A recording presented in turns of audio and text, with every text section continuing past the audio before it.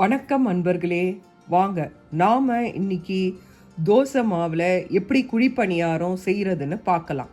அதுக்கு நான் ஒரு கப் தோசை மாவு எடுத்திருக்கேன். ஒரு மீடியம் சைஸ் வெங்காயத்தை நறுக்கி வச்சுருக்கேன் பொடியாக. ஒரு பச்சை மிளகாய் பொடியாக நறுக்கியிருக்கேன். ஒரு 1/2 ஸ்பூன் இஞ்சி நறுக்கி வச்சுருக்கேன். இஞ்சி சேர்த்திங்கன்னா ஜீரண சக்திக்கு நல்லது, அதனால் நான் போட்டிருக்கேன். ஒரு 4-5 கறிவேப்பிலையை பொடியாக நறுக்கி போட்டிருக்கேன். அதுக்கப்புறமா நீங்கள் உங்ககிட்ட தேங்காய் இருந்தால் கொஞ்சம் தேங்காய் கூட சேர்த்துக்கோங்க, ரொம்ப சுவையாக இருக்கும். அதுக்கப்புறம் இந்த தோசை மாவில் ஒரு ஸ்பூன் ரவையை கலந்து செஞ்சாலும் அந்த நல்லா கொஞ்சம் அங்கங்கே கொஞ்சம் கிறிஸ்பியாக இருக்கும். நீங்கள் ட்ரை பண்ணி பாருங்கள்.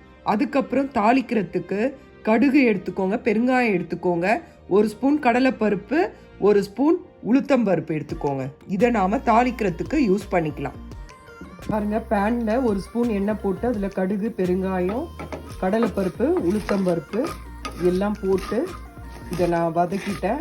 இதுக்கப்புறம் நாம் நறுக்கி வச்ச வெங்காயம், பச்சை மிளகாய், இஞ்சி இது எல்லாத்தையும் இதில் போட்டு நல்லா வதக்கி விடுவோம். நல்லா வதக்கிட்டு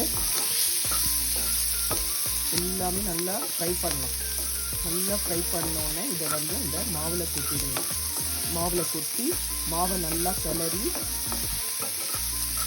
மாவை நல்லா கலக்கிக்கோங்க. கலக்கிட்டு என்ன பண்ணுங்கன்னா அதை குழி பணியார தட்டில் எண்ணெயை விட்டு அந்த மாவை விடுங்க. அவ்வளோதான்.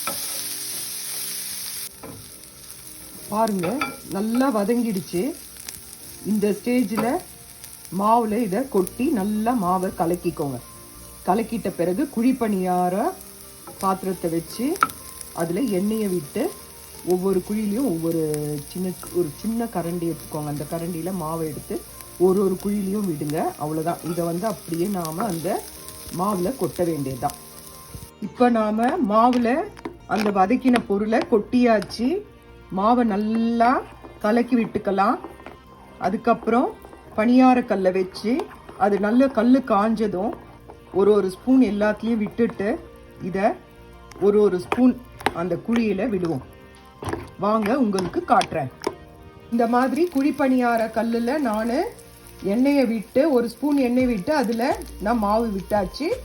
இது வெந்த உடனே நாம் வடக்குத்தி கரண்டியால் திருப்பி போடலாம். நீங்கள் உங்ககிட்ட நான்ஸ்டிக் இருந்ததுன்னா எண்ணெயே தேவைப்படாது.